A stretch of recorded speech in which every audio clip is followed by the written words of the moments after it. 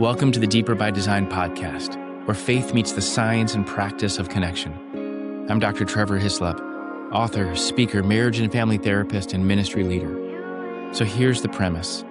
Everything is relational. We were designed by God for deep relationships, but deep connection doesn't just happen. It's something we can design through intentional practice, one moment at a time. That's why this podcast brings together theology that forms us and relational science that explains us, so we can move from inspiration to transformation. In this podcast, you'll hear practical teaching, tools, and stories that can help you build emotional safety, interrupt destructive cycles, and practice repair that restores trust. In some episodes, it's me offering clear frameworks and simple steps that you can use right away. In other episodes, I'm joined by innovative thought leaders at the intersection of theology, psychology, neuroscience, and leadership. I'm so glad you're here. Let's go deeper by design. Welcome to the Deeper by Design podcast, where faith meets the science and practice of connection. So my name is Dr. Trevor Hislop, and I'm the host of this podcast. And I'm just so excited to have you here joining me for the very first episode. So today's going to look a little bit different than future episodes. Today is just really an opportunity for me to get to introduce myself, a chance for me to share a little bit about this podcast, why it matters so much, why it's so important to me, and then just cast a clear vision for where we're going together. And I want to anchor the whole thing around two simple, but I think they're pretty significant truths. The first is we are designed by God for deep connection. And the second is similar, which is we can design deeper connection through intentional practice.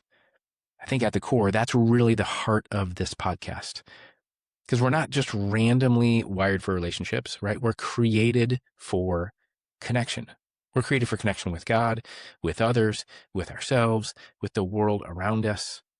But deep connection, and it doesn't happen by coincidence. It doesn't happen accidentally. It has to be cultivated. It has to be practiced, and it has to be formed. That's why I've named this podcast Deeper by Design, because deeper relationships are not just something we long for. They're actually something we can learn to build.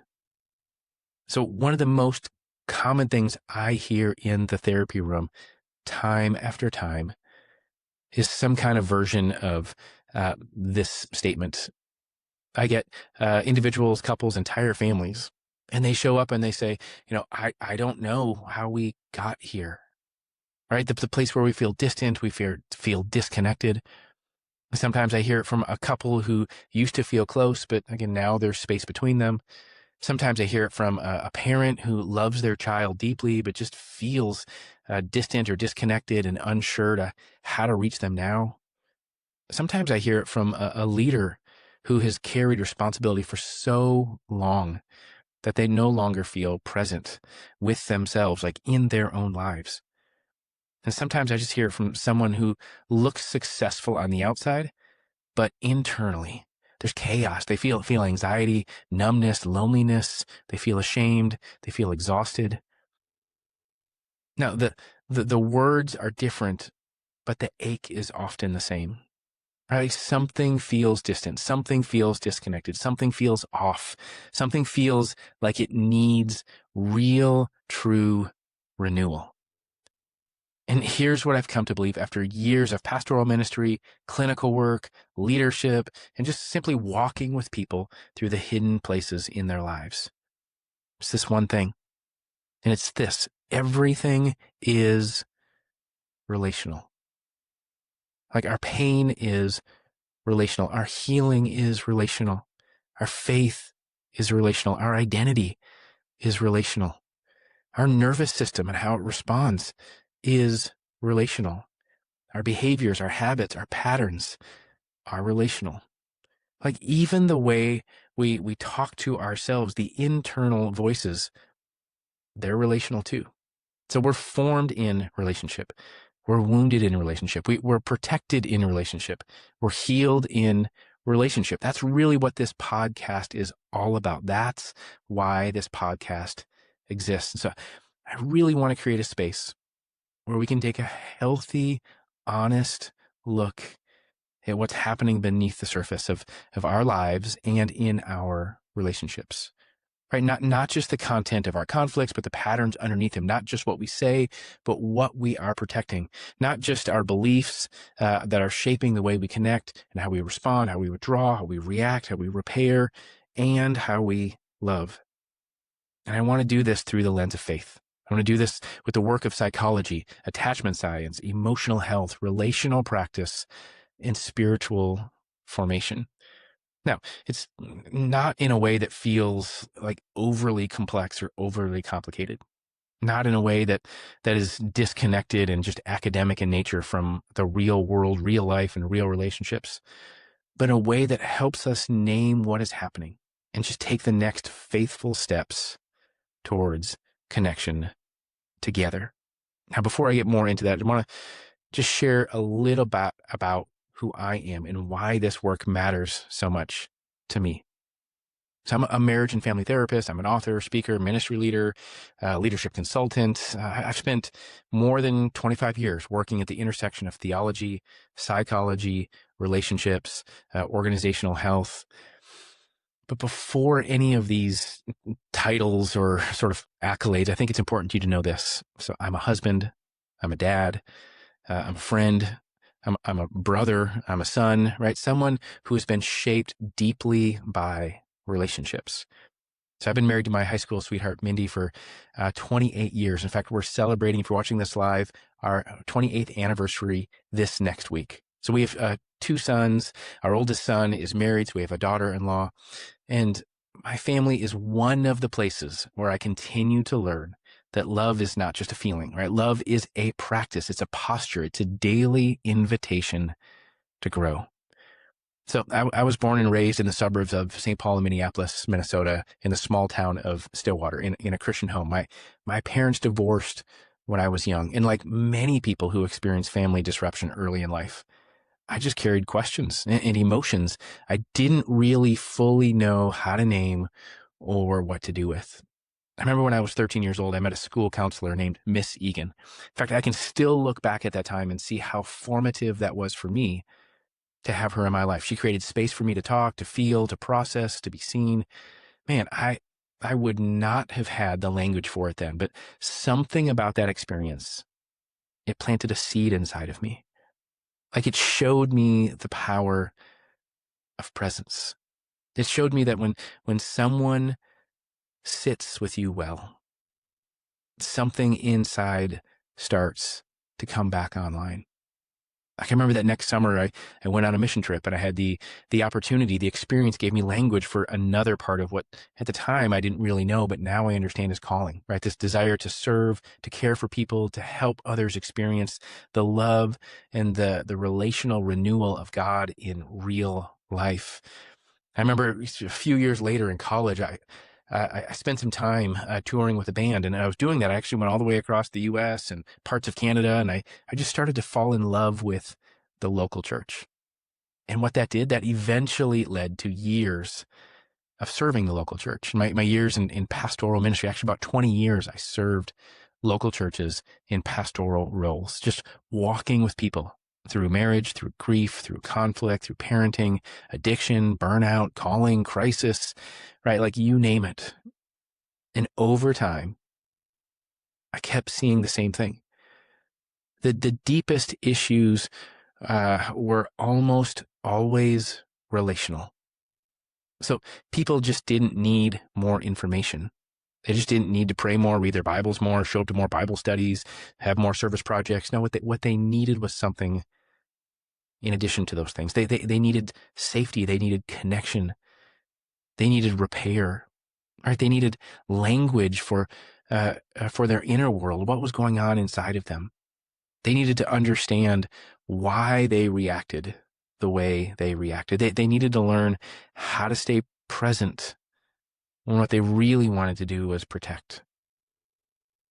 And all of that led me into my deeper work in my clinical training. right? A marriage and family therapist, clinical counselor, psychology, attachment, trauma, systems theory, leadership, organizational health, all those things that I mentioned earlier. Now, I should probably just pause and say this for a moment, say it out loud. Like this kind of stuff it might seem kind of nerdy to many of you who are listening. Now, I love theology. I love psychology. I love attachment science. I love family systems. And I love a principle called cybernetics. Cybernetics is the study of how systems regulate, how they respond, how they organize themselves. And it probably doesn't sound exciting to many of you listening. But for me, it's what helped explain so much about how people, couples, families, churches, teams, and organizations actually function. Because we're not isolated parts. We're relational systems. And that's the whole study, again, of cybernetics. So what happens in one part of the relationship impacts the whole relationships. What happens in one person's inner world impacts the shared space between people. What happens in a family system shapes how people attach, how they protect, how they communicate, and how they repair. And what happens in our relationships with God shapes the way that we understand love, how we process trust, dependence, vulnerability, and hope. So this podcast, it comes from a very personal and a professional place for me. Again, it's the overflow of years of ministry, clinical work, study, and just the lived experience of trying to understand what helps people move from disconnection to renewal. I want to share these anchors with you that I talked about earlier. Remember, the first one is we are designed by God for deep connection. So let's start there. So this is not just some kind of textbook psychological idea. It's a theological one. In fact, if we open our Bibles and look, we see actually in the very first book of the Bible, the very first chapter of the first book of the Bible, Genesis 1, we're told that humans are created in the image of God. Right? That means that we are created by a relational God. We are created in relationship, for relationship with a God, right? Where the idea of the Trinity, we're created in his image, 3 in 1. And Christian theology has long understood God as Trinity, right? As Father, Son, and Holy Spirit, like eternally existing in loving relationships. So before there was sin, before there was shame, before there was trauma, before there was relational breakdown, and even before the hurt and pain that we experience today, there was love. There was connection. There was communion. And just right in the next chapter after that, in Genesis chapter 2, before sin enters the story, God says something profound. He says, it's not good for man to be alone.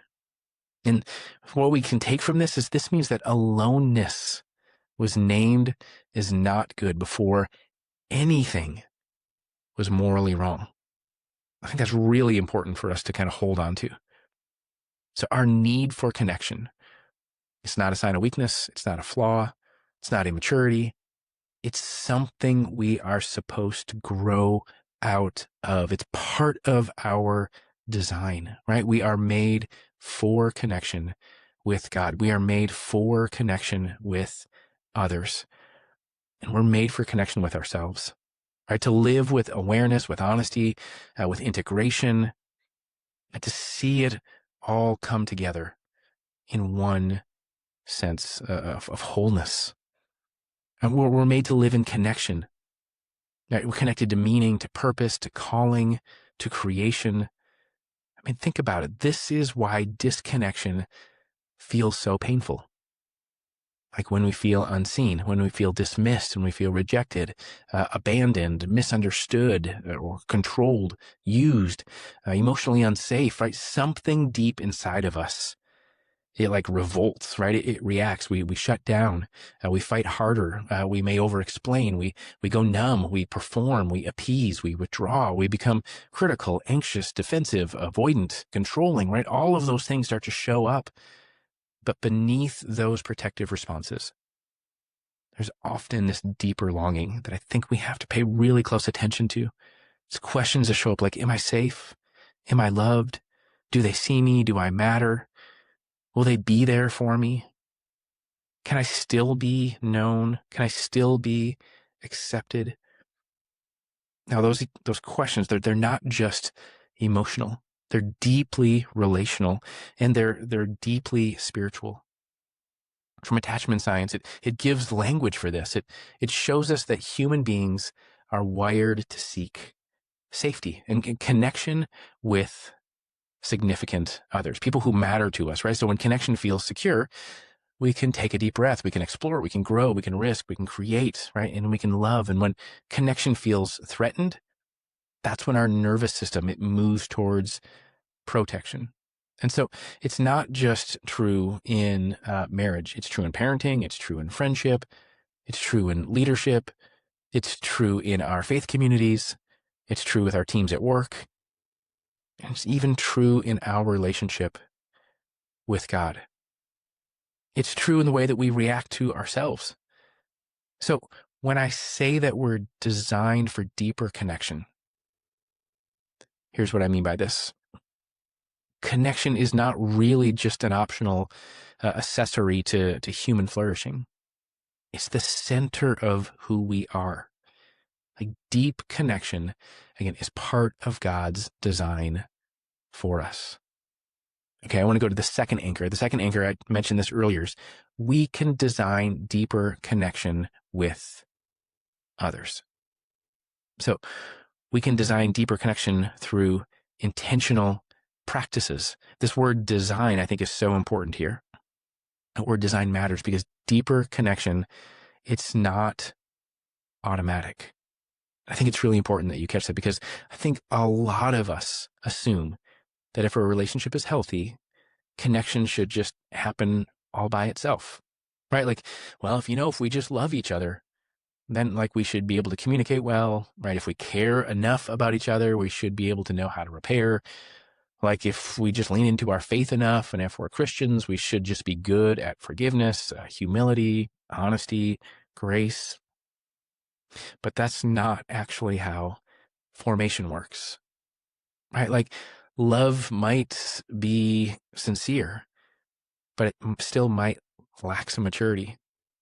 Commitment might be real, but it still lacks skill. Faith might be deeply genuine and still need some emotional growth.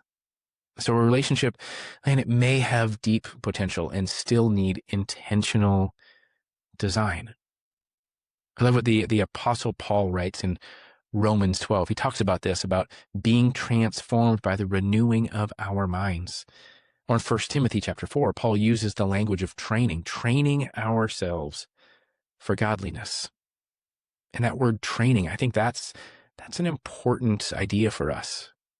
Because we don't drift into maturity. We don't practice into maturity. We don't practice, those kinds of things. But rather, here's what we do.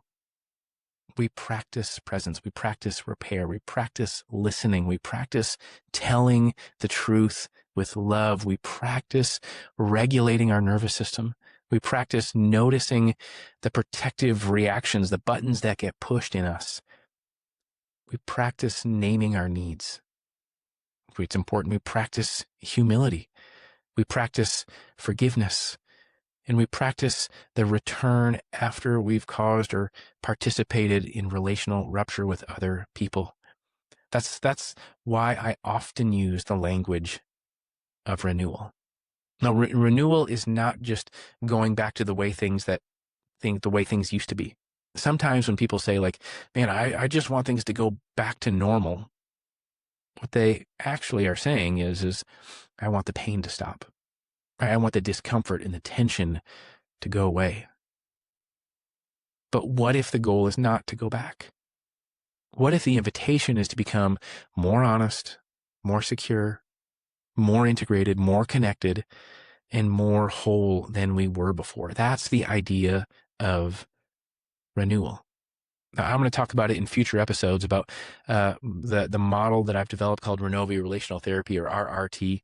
I talk often about the movement from protection to connection, because many of our relational struggles are not because we don't care. They happen because we're protecting something. Like we might be protecting ourselves from shame. Maybe it's us protecting ourselves from rejection. I think oftentimes we're protecting ourselves from feeling powerless. We protect ourselves from being hurt again. Like we protect ourselves from being misunderstood. We protect ourselves from being too needy. Now, I call those protective moves. These protective moves often make sense when we understand the story behind them, right? When we dig a little bit deeper and recognize what's really kind of playing in the background. The problem is that what protects us in the short term often disconnects us in the long term. We're going to have a whole episode dedicated specifically to kind of pressing into that. So the harsh tone, right? It may protect me from feeling vulnerable in this moment, but it might also make me feel unsafe, right? Withdrawal can protect me from conflict, but it may make me feel abandoned. Overworking or overfunctioning might protect me from my anxiety, but it might leave me feeling like I'm controlling, right, in the midst of a dynamic in a relationship with someone else, right? People pleasing might protect me from rejection, but it might keep me from being really more honest with myself and someone else.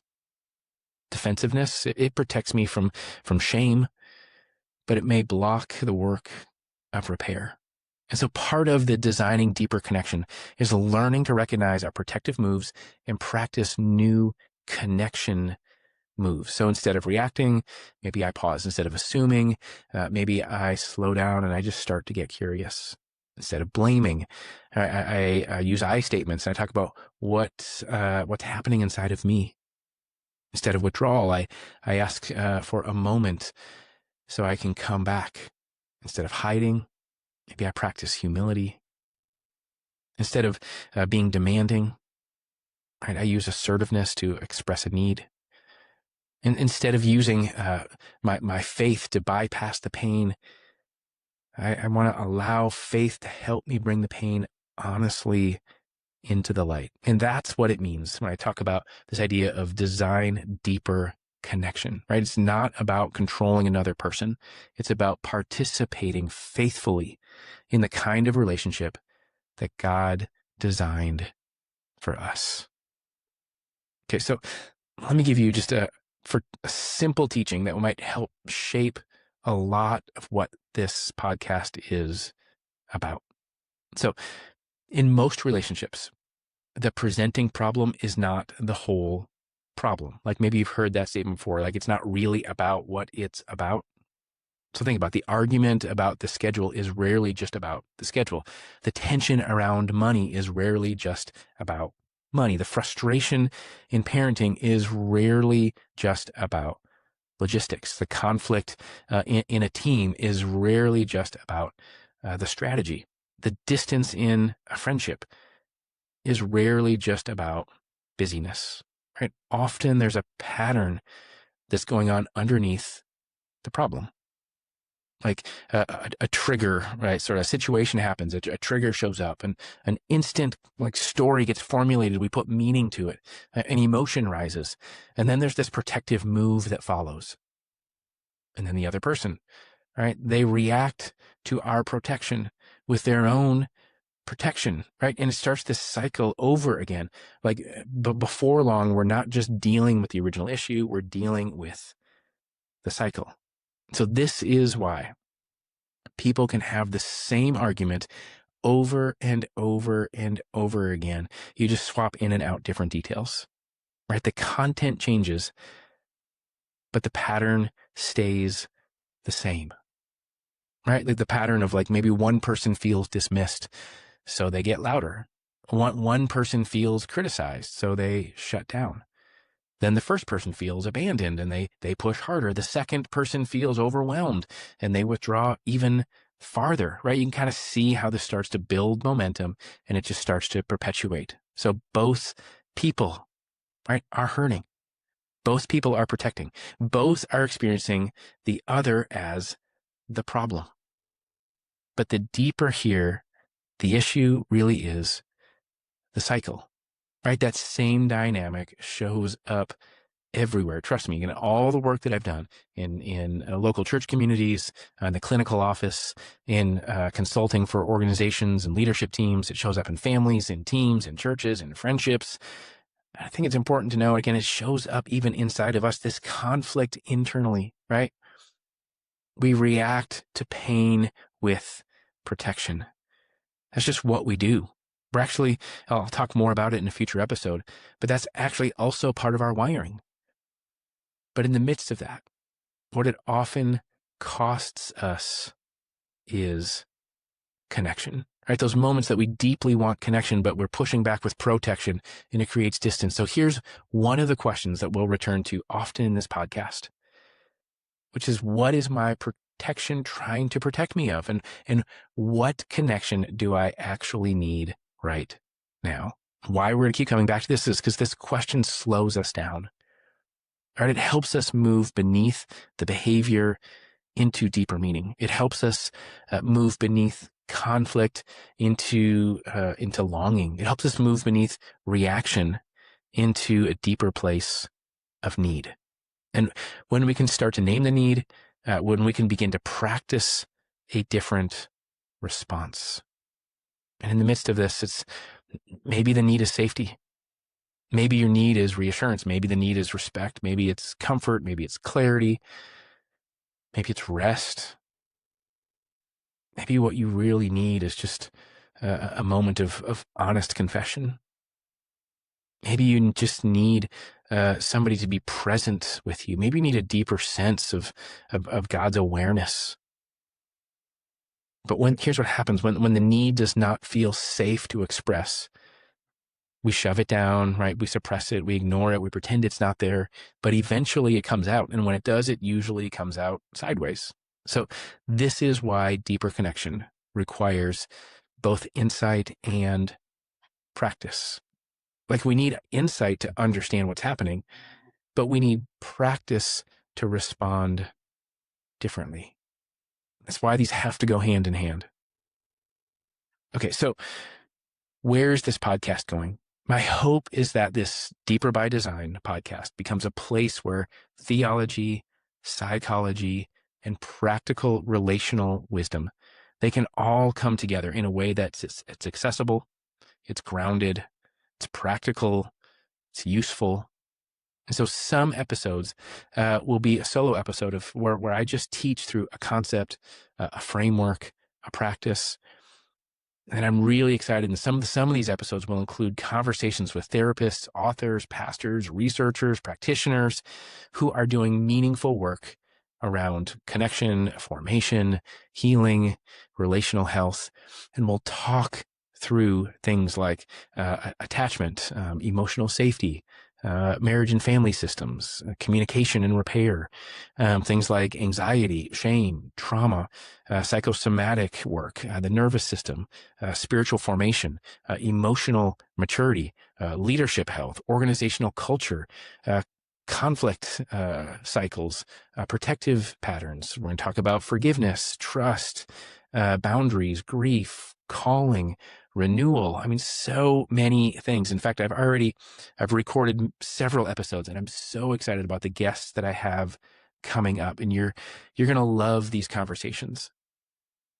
We'll talk about what helps relationships become safe enough for honesty, strong enough for repair, intentional enough to grow. And through all of it, we'll keep coming back to the core conviction, right? That we are designed by God for deep connections, and we can design deeper connection through intentional practice. So My hope is that this is a podcast that becomes more than content that you just consume. My hope is it becomes some kind of support for you, a companion for your growth. I hope that it gives you new language, new frameworks, new understanding for what you have maybe felt, but you just didn't know how to put words to it or put into action. I hope that it feels that helps you recognize patterns that maybe have kept you stuck. I hope that it strengthens your relationship. I hope that it actually deepens your faith, that it gives you courage to repair what can be repaired, right? To release what really needs to be released, and really to renew what God is still forming in you. And I hope it helps you practice connection in real life, in real relations, in real time with real people. Because deeper connection, man, it's not just a concept, right? It is the moment you pause before you react. It's the moment you soften instead of defend. It's the moment that you ask, hey, can we try that again? It's the moment that you tell the truth without contempt. It's the moment that you listen to understand rather than listen just to win. It's the moment that you let yourself be known. It's the moment that you remember that God meets us, like not in the hiding places, but in honesty. It's the moment you choose a connection move where your nervous system, right, wants to jump into the protection move. This is where renewal begins. So again, I'm so glad that you're here, that you're joining me. Again, welcome to the Deeper by Design podcast. And I'm grateful that you're here from the very beginning. And so in the episodes ahead, again, we're going to explore what it means to be designed for deeper connection and how to intentionally build deeper, healthier, more honest, and more secure relationships. Like we'll bring together faith and science and practice. And we're going to do some very practical things. Like we're going to learn more about and name the patterns. We're going to explore tools.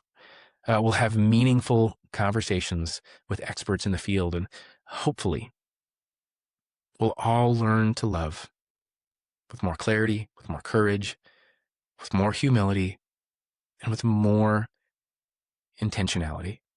So if this episode resonates with you, I'd love for you to subscribe or follow the podcast so you don't miss what's coming up next. And just trust me, you won't want to miss where we're headed.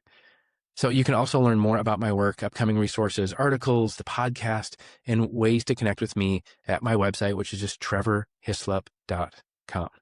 So I just want to thank you for joining me for the very first episode of the Deeper by Design podcast. So I'm Dr. Trevor Hislop, and I look forward to going deeper together with you. Thanks for joining me for another episode of the Deeper by Design podcast. If today's episode gave you language, clarity, or a next step, I'd love for you to carry it into a real conversation this week and share it with someone that you want to go deeper with. If you're looking for support beyond the podcast, LiveWell Behavioral Health offers in-person and virtual care in Florida through outpatient therapy and intensive outpatient programs. You can find out more at livewellbehavioralhealth.com. And wherever you live, LiveWell Coaching can help you put these ideas into practice through courses, challenges, and personalized coaching. You can check it out at livewell-coaching.com. So for resources, trainings, updates on the show, and to learn more about my work in Renovi Relational Therapy, you can connect with me personally at trevorhislop.com. All of these links are in the show notes for you today. I'm so glad you're here. Until next time, let's keep going deeper by design.